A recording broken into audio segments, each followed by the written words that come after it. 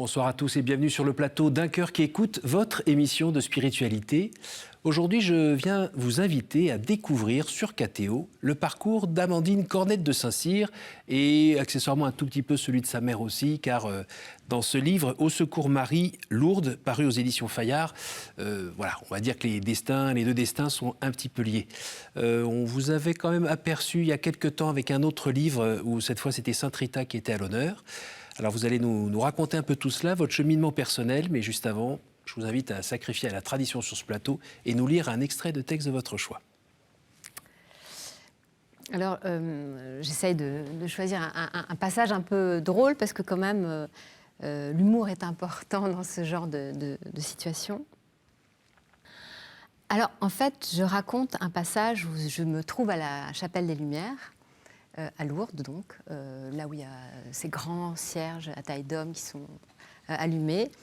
Et je vais dire, évidemment, je parle de moi parce que c'est un roman vrai, c'est un témoignage, mais qui est écrit comme un roman.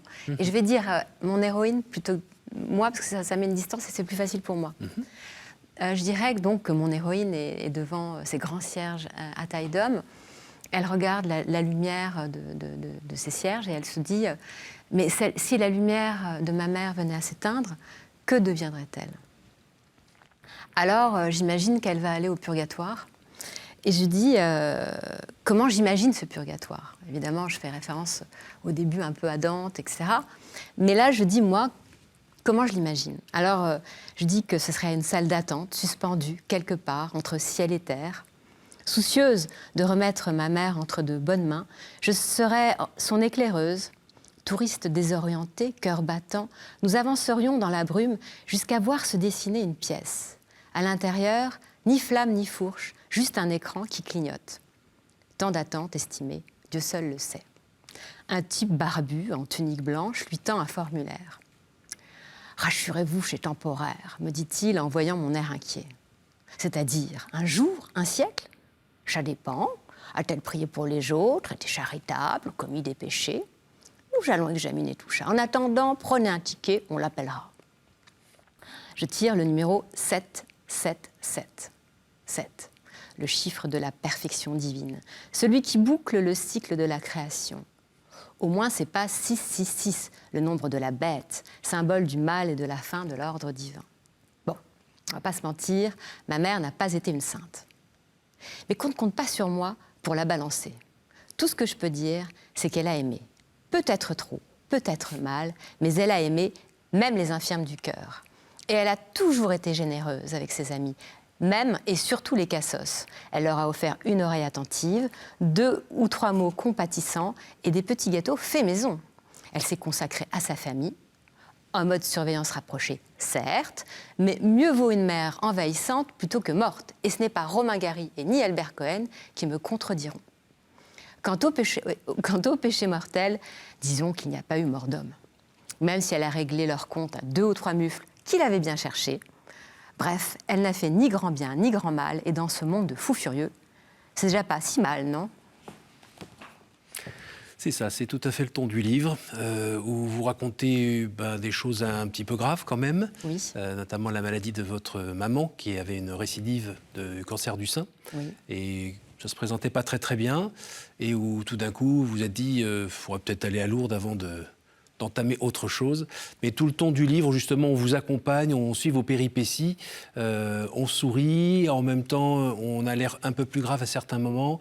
Et dans cette aventure, eh bien, il y a cette rencontre avec Marie à Lourdes, qui n'est pas juste là pour faire figuration, puisqu'elle a aidé votre mère à échapper à certaines choses, on va dire. Alors effectivement, avant de nous rendre à Lourdes, on s'est un peu décidé au dernier moment parce que c'était quelques jours avant le début de la chimiothérapie qu'elle n'avait pas faite en fait. Et donc nous étions très angoissés à cette perspective. Et on s'est dit au dernier moment, et finalement, si on allait à Lourdes, si on allait rendre visite à Marie, et on a pris un train comme ça au dernier moment. Et on s'est retrouvés dans le... Enfin, en fait, quand on est arrivé là-bas, on était dans le train. Et déjà, à l'approche de la gare, Marie est déjà à nous accueillir. En regardant par la fenêtre, Il y avait déjà une brume un peu comme ça, laiteuse. Et il y a un disque qui est apparu dans cette brume. Et tout le compartiment est resté un peu en suspens. C'est-à-dire que tout le monde a ressenti que quelque chose de spécial se passait. Et cette sensation de la présence de Marie nous a suivis pendant ces 2 jours où nous sommes restés là-bas. Et on a eu ce sentiment, en arrivant là-bas, que Marie nous tendait les bras, qu'en fait, elle nous a tout de suite enlacés comme une mère le fait. Et pendant tout le long de ce séjour, mais après, pendant le traitement, parce qu'en fait, la maladie est un prétexte à parler du pèlerinage. C'est surtout un livre sur le pèlerinage, Oui. sur la relation à la mère universelle, qui est quand même l'archétype maternel absolu, et sur la mère, donc la mère céleste et la mère terrestre. Donc il y a ces 2 présences sont mises un peu en miroir. Puis les 2 sont plutôt hautes en couleur, chacune à leur manière. Oui, alors il y en a une très bleue et l'autre un bleu blanche, et l'autre très rouge, parce que ma mère est toujours habillée de rouge. Et il y en a une qui est très vivante, mais mortelle, et une qui est douce et sage et éternelle. C'est vrai que c'était 2 personnages, pour moi, en tant qu'écrivaine, formidables, parce que très inspirantes les 2, et très opposées, en fait. Alors cette présence de Marie dans votre vie, ça a toujours été le cas? Vous êtes née avec? Non. Non, parce que mon parcours, si vous voulez, j'étais baptisée à l'âge de 9 ans. Mes parents n'étaient pas pratiquants. Ma mère est catholique, mon père est protestant. Donc, finalement, la décision du baptême a été décidée assez plus tard que pour les autres enfants. Pour autant, à cet âge-là, j'étais pas sensible particulièrement à Dieu. Le milieu familial étant pas très porteur, l'école, j'imagine pas plus. Non, alors je suis quand même allée au catéchisme parce qu'on est préparé, mais à ce moment-là, j'étais pas particulièrement sensible à Dieu. Et il y a une rencontre un peu plus tard? Alors, un peu plus tard, oui. Un peu plus tard, avoir une rencontre, une rencontre avec lui, mais je ne suis pas encore rentrée dans la relation profondément. C'est quand j'avais 16 ans. Nous étions partis pour l'île Maurice avec mes parents, l'hiver, et c'était le jour de Noël, le 25. On se retrouvait là-bas, et ma mère dit on va aller à la messe. Le 25. Bon, c'était le matin. Moi, je préfère rester sur la plage à bronzer. À 16 ans, non, on s'en fout d'aller à la messe. Enfin, en tout cas, moi, je m'en fichais. Et puis, on y va, finalement. Je me retrouve dans cette église qui était un rêve, parce qu'elle était très blanche, avec, on imagine ce ciel très bleu, presque dans des champs de blé. Dans mon souvenir, c'était vraiment une vision déjà féerique. On entre dans l'église, et puis... tout à coup, le prêtre, moi j'étais un peu loin, je vois le prêtre devant son autel, et je me dis, je trouve qu'il ressemble à Jésus. Et je le trouve beau comme un dieu. Et je suis à ce moment-là, pas seulement touchée par sa beauté, mais plus que sa beauté, en fait, son charisme. Et je me sens un peu sous le poids d'une présence, et surtout lui qui est transfiguré, c'est un peu la transfiguration de mon Tabor, quoi. Et à ce moment-là, évidemment, je pleure. Je me mets à pleurer, mais les larmes sont inextinguibles. Je suis gênée parce que je me dis, on va me prendre pour une folle. Et puis je ne comprends pas ce qui m'arrive, parce que moi, je ne suis pas très concernée par tout ça, en fait, même si je suis baptisée. Et je ne peux pas m'arrêter de pleurer. C'est trop fort, c'est trop puissant, je suis trop transcendée, c'est impossible. Et donc je regarde ma voisine de droite, parce que je ne sais pas qui peut s'apercevoir de mon état. Elle est dans le même état que moi, celle de gauche dans le même état que moi, et l'Assemblée dans le même état que moi. C'est lié à ce que dit le prêtre? Non, j'écoute même pas ce qu'il dit. C'est lié à quelque chose qui se passe. À quelque chose qui passe. Et finalement, Christ est là. Et tout le monde sent la présence de Christ, du Christ qui est là. Donc, il est parmi nous. Et ça, c'est très, très fort à ce moment-là. Et votre maman, elle est comment à ce moment-là? Je ne sais plus. J'étais, je crois, un peu seule au monde à ce moment-là. Et je me souviens... Elle a été aussi marquée parce que... Mais je pense que j'ai une case, entre guillemets, mystique qui est assez, de toute façon, forte chez moi. J'avais un terreau assez fertile. Et là, ça a été... Alors là, ça a été très impressionnant. Alors, en sortant de l'église, j'ai quand même voulu... Je me suis rapprochée du prêtre pour quand même vérifier que... mais en fait, de près, non, c'était pas Christ du tout. Il était ordinaire. Ordinaire, je me suis dit, bon, bah, qu'est-ce qu'il y avait dans mes yeux? Bon. Et après ça, j'ai plus pensé à ça. Je l'ai mis dans un coin de mon esprit, mais j'y ai plus pensé. Je l'ai un peu oublié, on va dire. Et je suis pas pour autant... C'est pas à ce moment-là que le chemin a commencé pour moi. Le chemin a commencé pour moi quelques années plus tard, à la vingtaine, avec Sainte Rita, qui a été ma première marche vers Dieu, en fait. Et c'était lié, je dois le dire aussi, à un mal-être existentiel qui était très profond en moi. Et c'est à ce moment-là, en fait, parce que je dis souvent, c'est vrai, la souffrance est le lit de la foi. Pour moi, ça a été le début. Bienheureux les fêlés, ils laissent passer la lumière. Oui.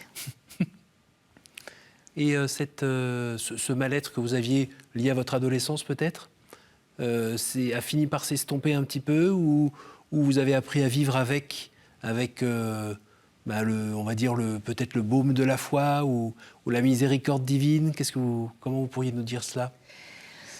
Alors,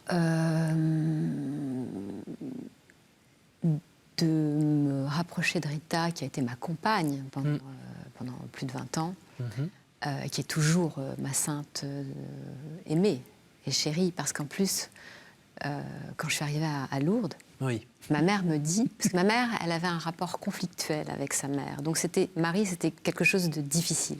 Mais c'est très beau aussi, je vous raconterai peut-être plus tard pourquoi aussi c'était important d'aller voir Marie.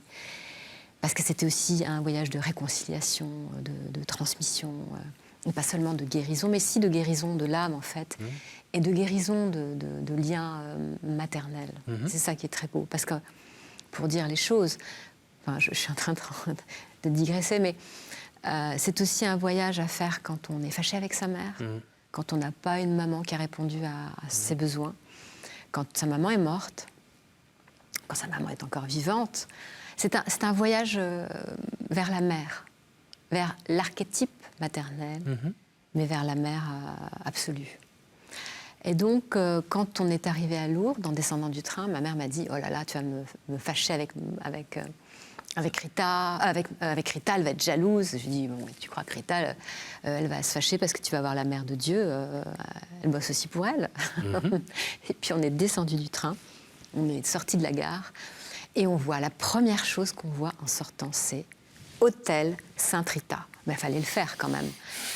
Donc tout de suite, elle est là, à l'arrêt, et moi, je suis surprise qu'elle, parce qu'évidemment, on ne s'attendait pas, et j'ai dit, mais tu vois, elle nous accueille, en fait. C'est plutôt un clin d'œil. C'est un clin d'œil, elle nous dit, oui, viens, elle est...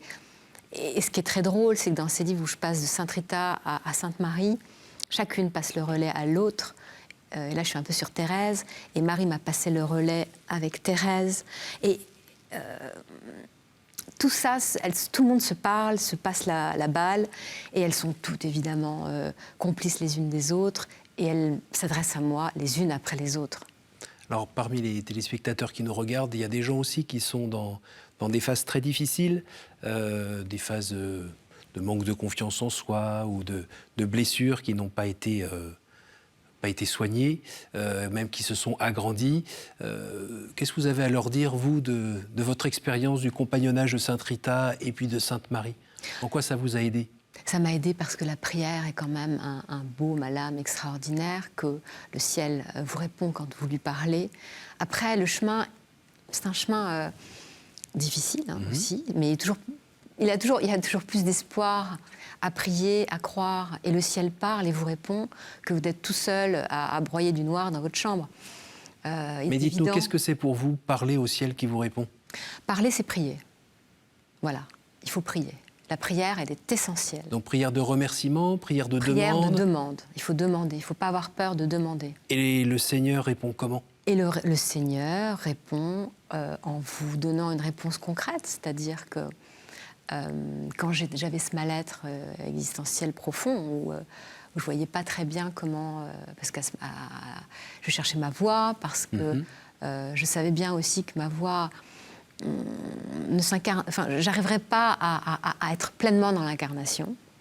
Je savais qu'il fallait que ça passe par l'axe de la verticalité, puisque l'horizontalité ne me parlait pas, en fait. Même si j'étais montée dans un organigramme et que j'étais devenue la reine du monde, j'aurais pas été heureuse. Je le savais déjà. Oui. Je savais que ça passerait pas par là. Mon bonheur ne passerait pas par là, et je l'ai compris tout de suite. Oui. Et donc, en étant en relation avec Rita et avec Dieu, en fait, à ce moment-là, mon axe a changé. Je suis passée à la verticalité. Et à ce moment-là, j'étais déjà un peu plus apaisée, même si j'étais quand même, je suis encore parfois dans la tourmente, parce qu'il y a des épreuves, et aussi parce que il y a un combat spirituel, plus vous montez, plus vous vous élevez, plus vous servez le Seigneur. Oui. Et il y a des difficultés, il y a des mises à l'épreuve, et parfois, je trouve ça difficile de le servir, même si je lui ai demandé. Parce que je lui ai demandé. Le propos de Sainte Thérèse qui dit, Sainte Thérèse d'Avila, quand on voit comment vous vous occupez de vos amis, Seigneur, on comprend que, voilà, oui. Pas beaucoup d'amis. C'est difficile, mais je crois que pour ceux qui déjà sont dans la peine, parce qu'avant de me mettre et de vouloir être à son service, je lui ai demandé de l'aide et il m'en a beaucoup donné. Mais je crois quand même que persévérer dans la foi, c'est quand même la condition un peu pour être entendu aussi. Est-ce que vous avez réussi dans la relation avec Dieu à aller au-delà du bon, allez, je te donne ça, et puis toi, tu me donneras ça, puis je te donne un peu plus de ça, puis tu me donneras ça. Le marchandage. Parce que quand on n'est pas bien et quand on est vulnérable et fragile, ben, parfois on n'a que ça, en fait. Ouais. Je pense... j'aurais pas de mal à dire que j'ai marchandé, mais en fait, je lui demande et j'ai confiance. Je marchande pas trop. Et quand il répond pas ? Et quand il ne répond pas, je persévère dans la foi. Ou quand il ne répond pas comme vous aimeriez qu'il réponde. Oui, parce que souvent, il ne répond pas comme j'aimerais qu'il réponde. En fait, comme on dit, quelque chose comme ça, comme Dieu écrit droit avec des lignes courbes, et c'est très vrai. C'est-à-dire que c'est jamais comme je veux, vraiment. Donc, c'est toujours un peu à côté ou pas. Mais en fait, dans le fond, il m'exauce même au-delà de mes espérances. En fait, finalement, quand je regarde rétrospectivement... mais j'ai confiance en lui. En fait, j'ai une grande confiance et une grande foi. Et même si je sais aussi, pour être muet, qu'un jour, je pense peut-être qu'il ne me répondra pas. C'est possible. Mais je sais que je n'aurai pas d'autre choix. En fait, ce que je veux dire, c'est que je pense qu'il y a un moment où il répond peut-être plus parce que c'est le moment de la dernière épreuve. Et qu'à ce moment-là, comme les saints qui ont fait leur chemin de croix avec lui, à ce moment-là, c'est le silence. Et c'est la nuit obscure de l'âme, en fait, à ce moment-là. Et je crois que ce moment-là, il arrivera presque pour chacun de nous. Après, ça dépend de la mort de chacun. Mais je pense que quand on a un chemin de foi, peut-être que ce moment-là arrive toujours, ou pas. Ou pas, parce qu'il y en a aussi qui se sont retrouvés assez proches de la porte et puis ça ne s'était pas fait complètement et qui, eux, ont plutôt pressenti qu'il y avait des bras grands ouverts et miséricordieux qui étaient là à dire « Ah, ben ça y est, hey, tu viens, te voilà » et l'accueil. Et donc, finalement, pas de peur de la mort, comme beaucoup de saints d'ailleurs. Puis ils ont quand même souvent, quand on voit Thérèse de Lisieux ou quand on voit Bernadette, qui a beaucoup souffert quand même. Oui, mais ce moment de la mort où ils vont retrouver... Ah non, mais je ne parle pas du basculement. Je parle de ce chemin qui est le chemin de la croix, qui est un peu long, et pour certains saints quand même. Et là... Et qui sont des temps peut-être aussi où, justement, dans notre rapport à Dieu, là, on n'est plus du tout dans le marchandage, c'est que c'est vraiment... je crois, même si je ressens quasiment plus rien, même si je suis dans ce désert, et c'est l'acte de foi... qui pour nous peut paraître un peu ultime parce que on est très incarné et on a besoin de sentir, de toucher. Se raccrocher. Ah oui. Mais je crois que ce silence... Vous y avez déjà goûté de toute manière ? À ce silence ? À des temps de désert un petit peu où... Oui, bien sûr. Évidemment, mais plus ou moins douloureux. C'est-à-dire que je pense qu'il peut y avoir plus douloureux encore. Et vous avez fait comment pour vivre ce temps-là? C'était... J'ai persévéré dans la foi. Enfin, j'ai vraiment sans... Je me suis jamais détournée, en fait. Donc limite... Je continue. Voilà. Méthodiquement, Je persévère. continuer à faire ce qu'il faut. Méthodiquement. Voilà. Donc ça, c'est une belle invitation pour nous tous. Oui. C'est pas décrocher parce que ça répond pas.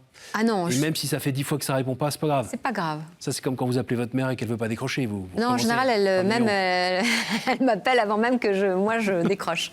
Ça, c'est beau. Mais oui, vous êtes beau. proche, donc. Oui, très.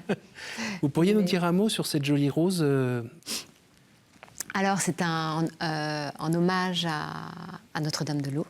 Donc, c'est la rose jaune dorée, rose jaune à chaque pied de la Vierge qui est apparue à Bernadette, donc, qui était dans sa robe blanche avec cette ceinture bleue nouée à la taille. Voilà. Et je voulais donc qu'elle m'accompagne. Je pense qu'elle va m'accompagner tout au long de la promotion de mon livre. Et donc, elle est un peu avec moi. Puis là, on est bien parce que cette émission qui passe là autour du 8 décembre, c'est pas un hasard non plus. Hein. Mais oui, c'est la fête de l'Immaculée Conception, qui a été annoncée à Sainte-Bernadette lors de l'apparition. Je suis l'Immaculée, soy Immaculada Conception. Alors quand on vit ce que vous vivez et ces rencontres que vous avez eues, est-ce que la transmission se fait facilement avec les enfants, par exemple? C'est pas si simple. Autant, autant ma mère m'accompagne avec grand plaisir, et puis elle est croyante, donc on partage ça ensemble, évidemment. On partage beaucoup de choses, vous l'avez compris, mais on partage ça.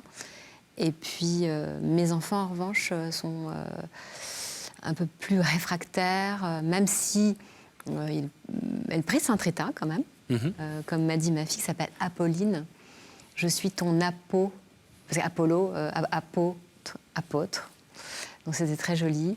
Quant à Athénaïs, elle est un peu plus à distance, mais elle prie aussi de temps en temps. Donc je pense qu'elle se repose sur moi, je fais le job, elles se disent, et puis nous... ça sera notre tour quand ça sera notre tour. Quand ce sera notre tour. Mais je prie aussi pour elle, pour qu'elle se rapproche de Marie. Et c'est important aussi de prier pour ceux qui ne sont pas si proches.